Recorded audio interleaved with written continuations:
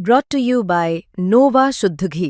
जब जब खाए दिल खुश हो जाए, सदियों का नोवा शुद्ध देसी घी, सपना स्वस्थ भारत का। I love घी।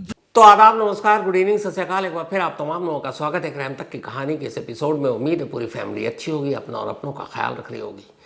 3 साल पहले की बात है, साल 2022। श्रीलंका में अचानक लोग सरकार के खिलाफ सड़कों पर उतर आते हैं, तोड़ फोड़ होती है, यहाँ तक कि राष्ट्रपति भवन, संसद, हर तरफ कोहराम। उसकी वजह ये थी कि श्रीलंका में महंगाई आसमान छू रहा है। पेट्रोल की कीमतें, यहाँ तक कि कतार में लगकर लोग ब्रेड खरीद रहे हैं, विदेशी मुद्रा भंडार खत्म, और आखिरकार सरकार को झुकना पड़ा। और तब के वहाँ के जो प्रेसिडेंट थे गोटबाया राजपक्षे, उनको इस्तीफा देना पड़ा। ये 2022 की बात है। इसके 2 साल के बाद अचानक बांग्लादेश में एक मूवमेंट शुरू होता है। ये मूवमेंट वहाँ के स्टूडेंट्स के ज़रिए होता है, और इस आंदोलन की बांग्लादेश में जो शुरुआत हुई उसकी वजह ये थी कि एक कानून कि जो बांग्लादेश की आज़ादी में जिन मुक्ति वाहिनियों ने हिस्सा लिया था, उनके परिवार को नौकरी में रिजर्वेशन मिलेगा। बाकी के छात्र वहाँ के भड़क गए कि भाई हम भी इसी देश के नागरिक हैं, तो फिर उनको क्यों, वो हमारा हक क्यों मारे। उसको लेके ढाका से शुरू हुआ ये मूवमेंट, अलग अलग चलता रहा, और आखिरकार करीब 5 अगस्त 2024 को वहाँ की जो प्राइम मिनिस्टर थी शेख हसीना, उनको बांग्लादेश छोड़कर भागना पड़ा। तब भी प्रदर्शनकारी छात्रों ने वहाँ की parliament, president house, prime minister house, हर जगह पर धावा बोल दिया था, और ये मूवमेंट भी कामयाब रहा। शेख हसीना अब भी भारत में शरण लिए हुई। तो ये 2 देश हमारे पड़ोसी देश, श्रीलंका और उसके बाद बांग्लादेश, इन दोनों जगहों पर यह आंदोलन हुआ और सरकार को जाना पड़ा, भागना पड़ा, इस्तीफा देना पड़ा। और अब नेपाल, मंडे से नेपाल में जो कुछ हो रहा है, आज वहाँ के प्राइम मिनिस्टर, इससे पहले होम मिनिस्टर पहले ही इस्तीफा दे चुके थे। एक एक कर सबको इस्तीफा देना पड़ा। वहाँ के भी संसद से लेकर बाकी जगहों पर भीड़ पहुँच गई, और 20 से ज़्यादा नौजवानों की मौत की खबर है। अब भी काठमांडू सुलग रहा, जगह जगह आगजनी भी हो रही है। तो चाहे वो श्रीलंका हो या बांग्लादेश या नेपाल, इन तीनों जगहों पर ये जो आंदोलन हुआ, जो एक क्रांति हुई लोगों के ज़रिए, इसमें एक नाम आया कॉमन, जेन ज़ी। अब ये जेन ज़ी क्या है जो सरकार को उखाड़ कर फेंक देती है, सत्ता परिवर्तन? ये हैं कौन लोग? और एक के बाद एक जब ये आंदोलन करते हैं तो फिर तख्ता पलट कैसे हो जाता है? न इनका राजनीति से कोई लेना देना, न इनका किसी और चीज़ से लेना देना, बल्कि इनकी उम्र भी ऐसी है कि पॉलिटिक्स और बहुत चीज़ों से दूर है। तो फिर ये जेन ज़ी हैं कौन, जो पहले श्रीलंका में, फिर बांग्लादेश में और अब नेपाल में जिन्होंने सरकार को उखाड़ कर फेंक दिया? और नेपाल में ये जेन ज़ी को क्यों सड़कों पर आना पड़ा? आखिर उनकी मांग क्या थी? तो पेश है पूरी कहानी। अक्सर हम लोग सुनते हैं, अरे तुम तो पुरानी पीढ़ी की हो, अरे वो फलाना पीढ़ी का है, और फिर बातें होती, पीढ़ियों में टकराव होता है कि ये पुराने दौर का है, इसकी सोच पुरानी। हम लोग घर में कई बार बात करते हैं, जो नए बच्चे हैं, नए जनरेशन के, वो कहते हैं अरे आपको ये पता नहीं, और जो बुज़ुर्ग होते हैं वो कहते हैं इसे क्या पता। तो वो हमेशा एक टकराव चलता है पुरानी और नई पीढ़ियों में। तो एक्चुअल में इसी पीढ़ी को अलग अलग दर, जब ये वक्त दौर आता है, उन पीढ़ियों को एक नाम दिया जाता है। ये जेन ज़ी सबसे लेटेस्ट पीढ़ी का नाम है। वो लोग जो 1997 से 2012 के बीच पैदा हुए, वो जेन ज़ी हैं। यानी जेन ज़ी वो लोग हैं जिन्होंने जब आंखें खोली तो इंटरनेट, कंप्यूटर, सोशल मीडिया, इन सब के दौर में खोली, और इसीलिए ये जेन ज़ी है।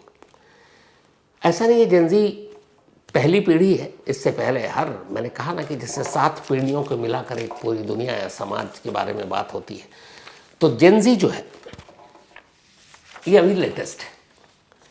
अब जेन ज़ी की खासियत क्या है और क्यों ये इस तरह की क्रांति में कामयाब है, तो उसको समझने के लिए आपको बाकी पीढ़ियों को समझना पड़ेगा, तो क्लियर हो जाएगा जेन ज़ी क्यों अलग है। शुरुआत हुई थी 7 पीढ़ियों में से, जो पहली जेन ज़ी के ही तौर पे जो नाम दिया गया था, ग्रेटेस्ट जनरेशन। ग्रेटेस्ट जनरेशन उन लोगों के लिए था जो 1901 से 1927 तक पैदा हुए थे, यानी 1901 से 1927 तक के पीरियड में जो लोग पैदा हुए उन्हें ग्रेटेस्ट जनरेशन कहा गया। क्यों कहा गया? उसकी वजह ये थी कि उस दौर में काफ़ी संघर्ष था, काफ़ी लड़ाई थी और कई तरह की परेशानियां थीं, बीमारियां थीं, लड़ाइयाँ थीं, जंग थी, गरीबी थी। फिर भी इन लोगों ने हर हालात से लड़ाई की अपने आप को ज़िंदा रखने के लिए, और ज़िंदा रहे, मुकाबला किया उन तमाम मुश्किलों का, उन तमाम बीमारियों का जिसके लिए उस वक्त न दवा थी, न वैक्सीन, कुछ नहीं था। और जंग भी लड़ी जा रही थी, भूखमरी भी थी, खाली पेट भी लड़ रहे, गरीबी से भी जूझ रहे। तो इसीलिए ये संघर्ष का जो दौर उस 1901 से 1927 के बीच पैदा हुए लोगों ने जो काटा देखा और उससे मुकाबला किया, इसीलिए उनको नाम दिया गया था ग्रेटेस्ट जनरेशन, यानी 1901 से 1927 के बीच में जो लोग पैदा हुए। इसके बाद आती है दूसरी पीढ़ी, 1928 से 1945 तक के दरमियान जो पैदा हुए, 1928 से 1945, इनको साइलेंट जनरेशन कहा गया, साइलेंट जनरेशन का नाम दिया गया। यानी इनसे पहले की पीढ़ी ग्रेटेस्ट जनरेशन थी, लेकिन अब उलट हो गया और इनको कहा गया ये साइलेंट जनरेशन। इसकी वजह ये थी कि 1928 से 1945 के बीच जो लोग पैदा हुए उनमें से एक बड़ी आबादी ने गुलामी के दौर में आंखें खोली या जन्म लिया था। ये वो दौर था जब वर्ल्ड वॉर भी चल रहा था, तो विश्व युद्ध, गुलामी का दौर, अलग अलग देशों पर अलग अलग देशों का कब्जा, अंग्रेज़ों की उस वक्त हुकूमत, जिसके बारे में कहा जाता है कि अंग्रेज़ों की हुकूमत इतनी थी कि अंग्रेज़ों की हुकूमत में कभी सूरज डूबता ही नहीं है, क्योंकि एक जगह डूबता दूसरी जगह उगता, और ऐसे तमाम देशों पर अंग्रेज़ों का कब्जा था। तो लोग खामोश थे, गुलामी के दौर में डरे हुए थे, और इसीलिए उनको नाम दिया गया साइलेंट जनरेशन, क्योंकि उन्होंने खामोशी से सारे जुल्म को सहा। इसके बाद ये 1928 से 1945 तक के जनरेशन के लोग थे। दिन आया 1946 से 1964 के बीच जिन लोगों ने इस दुनिया में आंखें खोली या पैदा हुए, 1946 से 1964 तक जो लोग पैदा हुए उनको नाम दिया गया बेबी बूमर। अब बेबी बूमर जनरेशन इनको कहा गया। क्यों कहा गया? इसकी वजह भी थी। इस दौरान में बड़ी सारी तब्दीलियां आनी शुरू हुई 46 से 1964 तक। आपको याद होगा ये वही दौर था जब एटम बम बना था, नागासाकी हिरोशिमा पर गिरा था। तो टेक्नोलॉजी ने भी अब करवट बदलनी शुरू कर दी थी, नई नई चीज़ें आ रही थी, और जो उस वक्त की पीढ़ी थी उन्होंने अपनी मेहनत, अपने दिमाग से इस टेक्नोलॉजी के दुनिया में एक तरह से जन्म लेना शुरू कर दिया था। जो आज हम कुछ देख रहे हैं, असल में ये उस वक्त की मेहनत थी, 1946 से 1964, और इसीलिए इस जनरेशन के लोगों को बेबी बूमर कहा गया, क्योंकि ये अब बूम लाने वाले थे एक सोसाइटी में, नई चीज़, नई टेक्नोलॉजी, नए हथियार, नए आविष्कार। तो एक तरह से जो आधुनिक दुनिया बनने जा रही थी आने वाले वक्त में, उसकी बुनियाद रखी थी 46 से 64 तक के बीच पैदा होने वाले लोगों ने, और इसीलिए उन्हें बेबी बूमर का नाम दिया गया। इसके बाद जिन्होंने जन्म लिया, उसका जो जनरेशन, नई पीढ़ी आई, जनरेशन एक्स, इसको जनरेशन एक्स कहा गया। जनरेशन एक्स 1965 से 1980 के बीच में जो लोग पैदा हुए, 1965 से 1980 के बीच में जिन लोगों ने जन्म लिया, उन्हें जनरेशन एक्स का नाम दिया गया। और इसकी वजह ये थी कि जो इनसे पिछली पीढ़ी ने टेक्नोलॉजी को एक तरह से जन्म दिया था, अब वो उस पर काम कर रहे थे। और इस जनरेशन को, जो 65 से 80 के दरमियान पैदा हुए, जनरेशन एक्स, इनको कहा जाता है कि मॉडर्न वर्ल्ड, मॉडर्न दुनिया की बुनियाद इन्होंने रखी। इसीलिए इनको एक्स फैक्टर के तहत जनरेशन एक्स नाम दिया गया। और ये जनरेशन एक्स एक और ख़ास मायने में भी है। 65 से चूँकि 80 के दौर में पैदा हुए जो लोग जनरेशन एक्स में आते हैं, तो टेक्नोलॉजी का आविष्कार और नई नई चीज़ें इन्हीं के पीरियड में आने लगी। उसके बाद अब नई जनरेशन बाद में आने लगी, जैसे भी जेन ज़ी तक है। तो इस जनरेशन के लोगों ने आने वाली जनरेशन के साथ मिलकर एक पुल का काम किया। अपने आइडियाज़, अपने टेक्नोलॉजी, अपनी सारी चीज़ें उन्होंने पास ऑन किया। तो एक पुल का काम करने का भी क्रेडिट जनरेशन एक्स को जाता है। इसके बाद आता है एक और जनरेशन, मिलेनियल्स। 1981 से 1996 के बीच में जो लोग पैदा हुए इस दुनिया में, उन्हें जनरेशन मिलेनियल्स कहा गया। मिलेनियल्स इसलिए कहा गया क्योंकि एक तो एक सदी का अंत हो रहा है, और दूसरा सबसे ज़्यादा बदलाव इसी जनरेशन ने देखा। सदी के शुरुआत के बाद जब सदी का खात्मा हो रहा है, तो पुराने दौर, नए दौर, टेक्नोलॉजी से पहले की दुनिया, बीमारियां, जंगें, ये सारी चीज़ें, तो जो मिलेनियल्स पीढ़ी के लोग थे, उन्होंने अपनी ज़िंदगी में, कहते हैं कि सबसे ज़्यादा बदलाव को देखा। इससे ज़्यादा बदलाव किसी और जनरेशन ने नहीं देखा। तो इसीलिए मिलेनियल्स 1981 से 1986 के बीच में जो लोग पैदा हुए उन्हें कहा गया। इसके बाद जो 1981 से 1996, ये जनरल मिलेनियल्स हो गए, मतलब जनरेशन जो है। इसके बाद आता है जेन ज़ी, जनरेशन जेड आप जिसे कहें। 1997 से 2012 तक के बीच में जो लोग पैदा हुए उन्हें जेन ज़ी या जनरेशन जेड कहते हैं। और उसकी वजह ये है कि ये वो लोग थे, जो एक मुहावरा है ना कि हाथ में सोने का चम्मच लेकर पैदा हुए, असल में ये वो जनरेशन है। जब इन्होंने आंखें खोली तो कंप्यूटर इनके सामने, आंखें खोली तो इंटरनेट इनके सामने, सोशल मीडिया इनके सामने, हर चीज़ जो एक टेक्नोलॉजी का सबसे बेहतर और ख़ूबसूरत रूप हो सकता है, इन लोगों ने आंखें खोलते ही देख ली। ये कायदे से पैदा ही हुए इस इंटरनेट, सोशल मीडिया, इन सारे लोगों के बीच में, और इसीलिए इन्हें जेन ज़ी कहा गया। तो कहते हैं कि इस दौर में पैदा हुए जो 97 से 2000, ये बेस्ट जनरेशन है। क्यों?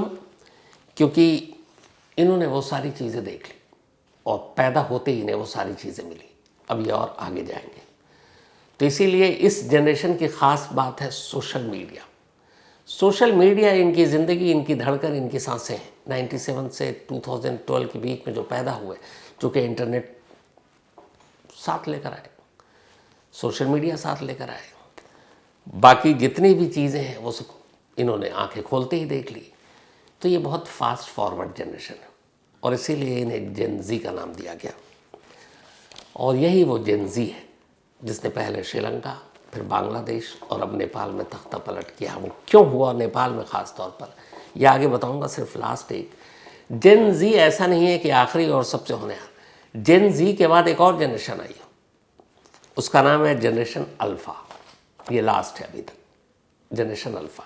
जो लोग 2013 से 2025 के बीच में पैदा हुए, यानी कि अभी जो करंट साल चल रहा है, ये जनरेशन अल्फ़ा है। और ये जनरेशन अल्फ़ा जो है, इनको कहते हैं कि बेहद तेज़ दिमाग, इसके अलावा internet, cellphone, tablet, social media और इसका इस्तेमाल, इसकी अच्छाई, इसकी बुराई, इनसे बेहतर कोई नहीं जानता। मतलब ये कि जेन ज़ी वाले जो हैं उनसे भी आगे अब जनरेशन अल्फ़ा है। लेकिन फ़र्क ये है जेन ज़ी और जनरेशन अल्फ़ा में कि 2013 से 2025 तक के बीच में पैदा होने वाले, यानी कि इनकी उम्र जो 2013 से 25 के बीच में पैदा हुए, इस वक्त 12 साल होगी। तो 12 साल के बच्चे क्रांति जनरली करेंगे नहीं, किसी आंदोलन में कूदेंगे नहीं, क्योंकि वो बच्चे हैं, उनकी उम्र ही 12 साल है। 13 से 25 जोड़ ले तो अब 12 साल की उम्र हुई। आने वाले 5 साल 10 साल में ये जेन अल्फ़ा जेन ज़ी से भी आगे चला जाएगा, क्योंकि इनकी उम्र बढ़ेगी जब ये बालिग होंगे। लेकिन जेन ज़ी जो है, जो 97 से 2012 के बीच में पैदा हुए, वो सब इस वक्त 97 से जोड़े तो करीब 28 साल की उम्र हो गई होगी। तो 25, 28, 20 मतलब 18 से ऊपर के जितने हैं वो जेन ज़ी हैं। तो जेन अल्फ़ा आ चुका है जनरेशन, लेकिन इस वक्त वो सब नाबालिग हैं, 12 के नीचे के हैं। तो सबसे ऊपर कौन हुआ? जेन ज़ी, जो 97 से 2012 के बीच में पैदा हुआ है। अब जेन ज़ी ने नेपाल में अचानक श्रीलंका और बांग्लादेश के बाद क्यों किया? 2-3 बड़ी बेसिक छोटी चीज़ें थी, लेकिन जिसने आग में घी का काम किया वो कुछ दिन पहले नेपाल में एक मंत्री की बेटी की शादी थी, और इस मंत्री की बेटी की शादी बड़े अच्छे खासे लेवल पर हो रहा था। खूब शो ऑफ हुआ, खूब पैसे लुटाए गए, शादी की तस्वीरें सोशल मीडिया पर वायरल हुई और इस शादी के लिए एक वक्त में ऐसा आया कि जब करीब 6 घंटे के लिए कुछ खास रूट पर ट्रैफिक रोक दिया गया, जिससे आम लोगों को बड़ी परेशानी हुई। और इसके सोशल मीडिया पर सारी चीज़ें तो चल ही रही थी, तो जब रोक दिया गया और आम लोगों को परेशानी हुई तो लोगों को गुस्सा आया और उसमें कुछ लोगों ने सोशल मीडिया पर इसकी तस्वीरें डाली। अब जेन ज़ी आ गया है और इसको एक मुद्दा बना दिया कि मतलब हमारे देश में हमारी चुनी हुई सरकार, हमारे जनता, जो किसी को हॉस्पिटल जाना है, किसी को नौकरी पर जाना है, किसी को कोई और इमरजेंसी है, और आपने ट्रैफिक को डाइवर्ट भी कर रखा है, रोक रखा है 6-6 घंटे तक। क्यों? क्योंकि एक मंत्री की बेटी की शादी है। लोगों का गुस्सा वहाँ से ऊंचा उठना शुरू हुआ। ये पहली चीज़ थी। उससे पहले एक और चीज़ हो गई। उससे पहले हुआ ये कि नेपाल सरकार के ख़िलाफ़ सोशल मीडिया पर काफ़ी कुछ करप्शन और सबको लेकर चल रहा था। अब सोशल मीडिया पे लगाम कैसे लगाएं? तो नेपाल सरकार ने एक कानून लाया। उन्होंने कहा कि ये जितने भी सोशल मीडिया प्लेटफॉर्म की कंपनियां हैं वो नेपाल में अपना रजिस्ट्रेशन कराएं और नेपाल के अंदर अपना ऑफिस खोलें, अपने कर्मचारी को रखें ताकि कोई नोटिस हो, कानूनी नोटिस हो, शो कॉज नोटिस हो, उनके दफ्तर में जाकर दिया जाए और वो एक तरह से नेपाल के बनाए हुए कानून के तहत ही अपना काम करेंगी। चाहे वो ट्विटर हो, चाहे वो फेसबुक हो, चाहे वो कितने जो भी ऐप सोशल मीडिया पर तैर रहे हैं। 28 अगस्त को उन्होंने ये सारे सोशल मीडिया कंपनी को नोटिस भेज दिया और कहा कि 7 दिन के अंदर आप जवाब दीजिए। 3 सितंबर तक की तारीख थी कि आप यहाँ रजिस्ट्रेशन कराइए, अपना दफ्तर खोलिए। न मेटा, न फेसबुक, न ट्विटर, किसी ने भी अपनी कंपनी वहाँ पे नहीं खोली दफ्तर। क्यों? उनको महंगा पड़ता। नेपाल एक बहुत बड़ा मतलब इंटरनेट यूज़र के तौर पर आबादी के हिसाब से देखें तो देश नहीं है। एक बार नेपाल में अगर ये सारी बड़ी कंपनियां सोशल मीडिया जो ऐप चलाती हैं वो नेपाल में अपना दफ्तर खोल लेंगी तो फिर बाकी छोटे छोटे देशों का भी उन पर दबाव पड़ेगा कि हमारे देश में भी खोलो, हमारे यहाँ का भी कानून मानो, हमारे यहाँ भी तुम्हारा ऑफिस होना चाहिए, तुम्हारे लोग होना चाहिए ताकि हम तुम्हें नोटिस भेज सकें। तो पता चला कि ट्विटर ने अब नेपाल में भी खोल दिया है, छोटे छोटे देशों में भी खोलना पड़ेगा, तो उनका खर्चा बहुत बढ़ जाएगा। दफ्तर खोलने के लिए मैन पावर चाहिए होगा, बाकी चीज़ें चाहिए होंगी। तो इसलिए जो फेसबुक से लेके बाकी यूट्यूब, मेटा, बाकी लोगों ने रिस्पॉन्स ही नहीं किया सिवाय एक के, और वो था टिकटॉक, चीन की जो कंपनी है। अब कहते हैं कि आजकल चीन के साथ नेपाल का बड़ा अच्छा रिश्ता है, हमारे साथ उतना अच्छा नहीं है। चीन वहाँ ज़्यादा दखल देने लगा, तो अब टिकटॉक चीन का नेपाल के ऊपर प्रेशर, वो मदद भी करता है फाइनेंशियली। तो नेपाल सरकार ने टिकटॉक को तो छोड़ दिया, बाकी सारे ऐप पर उन्होंने कहा कि आप लोगों ने यहाँ आए नहीं, साइन नहीं किया, ऑफिस नहीं खोला। 4 सितंबर से 26 ऐसे टोटल ऐप सोशल मीडिया के नेपाल सरकार ने एक ऑर्डर पास कर उसको बैन कर दिया, जिसमें फेसबुक, जिसमें आपका व्हाट्सअप, जिसमें यूट्यूब और ऐसे तमाम 26 ऐप्स सोशल मीडिया के नेपाल सरकार ने बैन कर दिया। नेपाल सरकार ने इन सोशल मीडिया प्लेटफॉर्म या ऐप्स को बंद करने की वजह अपने नागरिकों को ये बताई कि इससे हमारी राष्ट्रीय सुरक्षा को खतरा है, इससे बहुत सारी अफवाहें फैलती हैं, लॉ एंड ऑर्डर के इशू है और इसीलिए हम बंद कर रहे हैं। लेकिन लोगों को मालूम था कि ये सच नहीं है। असल में सरकार का इस सोशल मीडिया पर कंट्रोल करने की वजह एक थी जो अगस्त के महीने से चल रही थी नेपाल में, और वो थी एक मुहिम। एक पूरा नेपाल के सरकार में बैठे हुए जो पावरफुल लोग हैं और उनके मिनिस्टर, उनके खिलाफ सोशल मीडिया पर चल रहा एक कैंपेन, और इस कैंपेन का नाम था नेपो बेबी। नेपो बेबी यानी नेपोटिज्म वाली बात से उठाकर उसमें ये था कि नेपाल की सरकार, उनके प्राइम मिनिस्टर, उनकी सैलरी बहुत ज़्यादा नहीं है। और बहुत सारे जो चुन कर आते हैं सांसद, उन बहुत अमीर घराने से भी नहीं है, लेकिन जैसे ही सरकार में आते हैं वो बहुत अमीर हो जाते हैं। तो इस नेपो बेबी मूवमेंट के तहत सोशल मीडिया पर ख़ास तौर पर नेपाल के उन तमाम नेताओं, ministers, ex prime minister, current prime minister और वहाँ की 3 सबसे बड़ी टॉप पॉलिटिकल पार्टी, उनसे जुड़े हुए लोग और उनके बच्चों के बारे में सोशल मीडिया पर तस्वीरें तैरने लगी। कैसी तस्वीरें कि हम सब तो यहाँ मेहनत कर रहे हैं और ये जो नेता हैं, हमारे जो मंत्री हैं, इनके बच्चे नेपाल छोड़कर विदेशों में महंगे महंगे स्कूल और कॉलेजों में पढ़ रहे हैं। उनकी लाइफ स्टाइल उनके ब्रांडेड कपड़े, कुछ जगहों पे तो उनके सालाना फीस की भी लिस्ट निकाल दी गई कि 50-50 लाख इंडियन करेंसी में मैं बात कर रहा हूँ, ₹50 लाख तक फीस दे रहे हैं, और जिनकी पहले कोई ऐसी हैसियत या औकात नहीं। तो नेपो बेबी करके एक मुहिम चली। नेपाल की जो भी पॉलिटिकल सर्किल से जुड़े हुए लोग हैं, उनकी फैमिली के, उनके बच्चों के, और उनके बच्चों की ऐसी ऐसी तस्वीरें जिसमें वो शो ऑफ भी कर रहे हैं, पार्टी कर रहे हैं, उनके कॉलेज, उनके रहन सहन, उनके घर, उनके ब्रांडेड कपड़े, उनके फीस, उनकी महंगी लग्जरी गाड़ियाँ, ये सारी चीज़ें अब धीरे धीरे सोशल मीडिया पर तैरने लगी और लोगों को लगा कि ये क्या हो रहा है। मतलब वहाँ के नौजवान बेरोज़गार हैं, रोज़गार है नहीं, ज़िंदगी ठीक ठाक नहीं है, बेचारे नेपाल के लोग मजदूरी और छोटे मोटे काम करने के लिए नेपाल छोड़ने को मजबूर हैं, और यहाँ जिनके हाथ में सत्ता दे रखी है कि नेपाल के लोगों की भलाई करें, वो जनता छोड़ अपने परिवार की भलाई में लगे हुए हैं। तो जब ये नेपो बेबी मुहिम चली सोशल मीडिया पर, तो नेपाल सरकार की फजीहत हो गई, और इसमें क्या सरकार क्या अपोजिशन सब हमाम में नंगे थे। अब लोगों के दिमाग पर इसका बड़ा असर पड़ा। क्या एक तरफ हम कह रहे हैं कि हमारे पास पैसे नहीं है, हम गरीब हैं, सरकार के पास पैसे नहीं है, तो फिर इनके बच्चे 50-50 लाख 1-1 करोड़ रुपए फीस कहाँ से दे रहे हैं, और विदेशों में इतनी महंगी गाड़ियाँ कैसे रख रहे हैं, अलग से कैसे अपार्टमेंट में ये लोग रहते हैं, कैसे घूमते हैं फिरते हैं, महंगे कपड़े पहनते हैं। जब ये चीज़ें आई तो ये जेन ज़ी लेकर आया।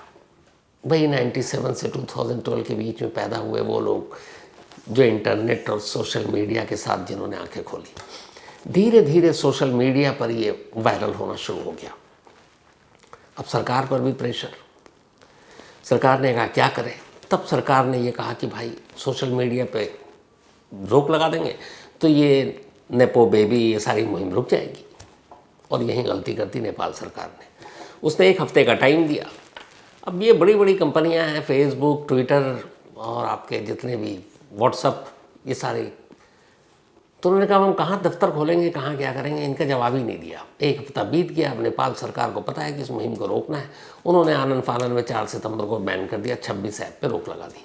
अब जेन ज़ी बिना सोशल मीडिया के और इस ऐप के कैसे रहेगी जिसके साथ उन्होंने आंखें खोली हैं। मतलब उनसे उनकी सबसे प्यारी और कीमती चीज़ छीन ले कोई, तो फिर क्या करेगा। अब उन्हें आया गुस्सा, लेकिन अब सवाल ये है कि इस गुस्से को आंदोलन और मुहिम में कैसे बदलें, क्योंकि एक ही तरीका था, वो था सोशल मीडिया प्लेटफॉर्म के ज़रिए लोगों को, जेन ज़ी को इकट्ठा करना। अब वो तो ऐप 4 तारीख को बंद, तो अब कैसे मैसेज पास करेंगे। नेपाल सरकार ने जाने अनजाने ये गलती कर दी, उसने टिकटॉक को बैन नहीं किया, क्योंकि चीन से वो पंगा ले नहीं सकता था। अब ये सारे जेन ज़ी वालों ने उस टिकटॉक को अपना हथियार बना लिया, और टिकटॉक पर अब वो सारी चीज़ें देने लगे, बट उसमें भी कितना कर सकते थे। इसी दौरान में एक और नई चीज़ हो गई। एक वहाँ ऑर्गेनाइजेशन है NGO, हम नेपाल।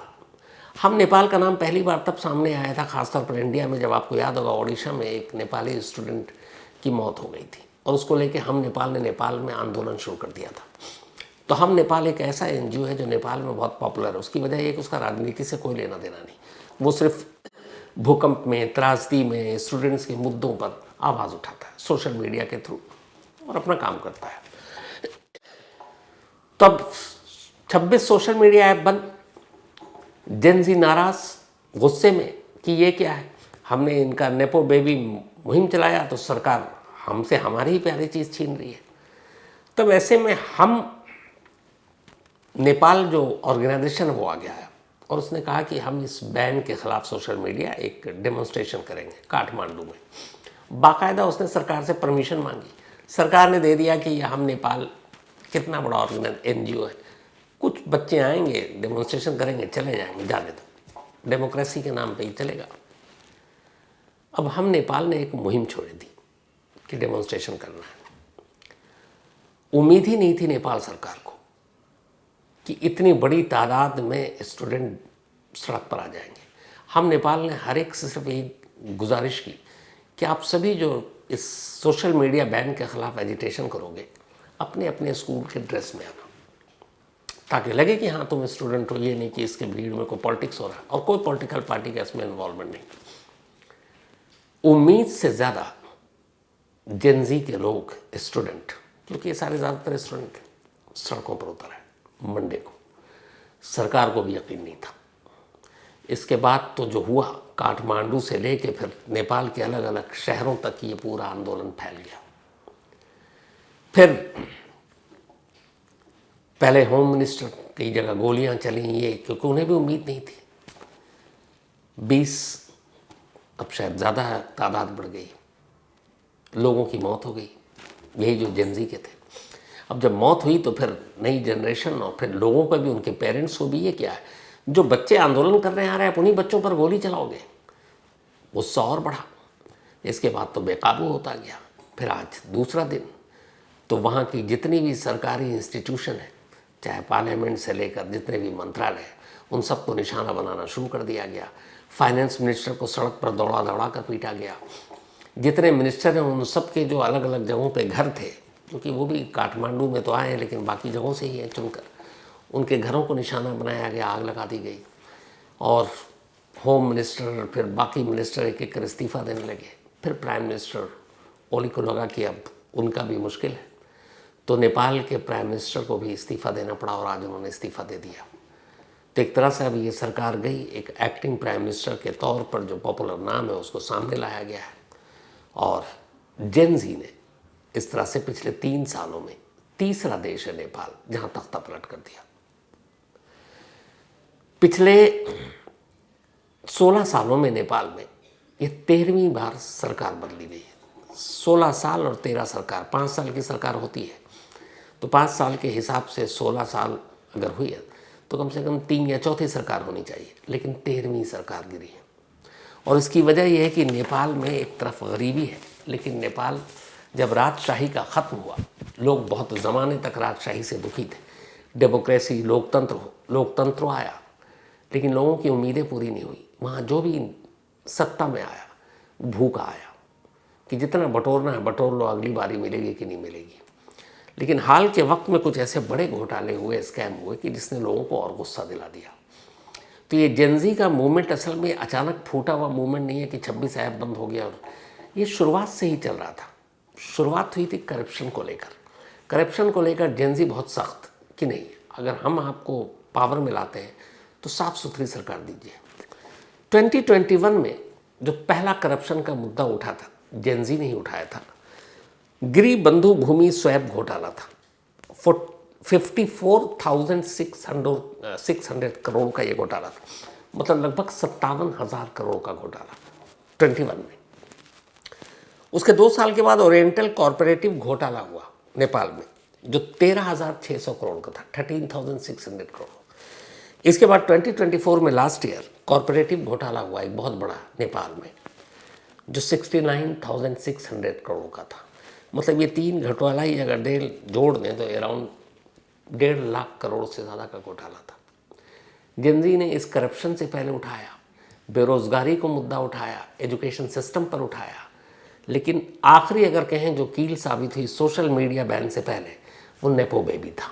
नेपो बेबी मूवमेंट ने नेपाल के आम लोगों को ये सोचने पर मजबूर कर दिया था कि अगर हमारा देश इतना गरीब है तो मुट्ठी भर लोगों के बच्चे इतने शान शौकत से इतनी शाहाना ज़िंदगी कैसे जी लेते, इतनी महंगी महंगी फ़ीसें कैसे दे देते।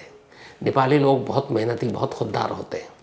आप देख लीजिए, मेरे बहुत सारे दोस्त हैं नेपाल के, लेकिन जब इतनी मेहनत और खुददारी के बावजूद अगर मुट्ठी भर लोग ही अमीर होते जाएं और बाकी की हालत खस्ता होती जाए तो फिर गुस्सा आएगा।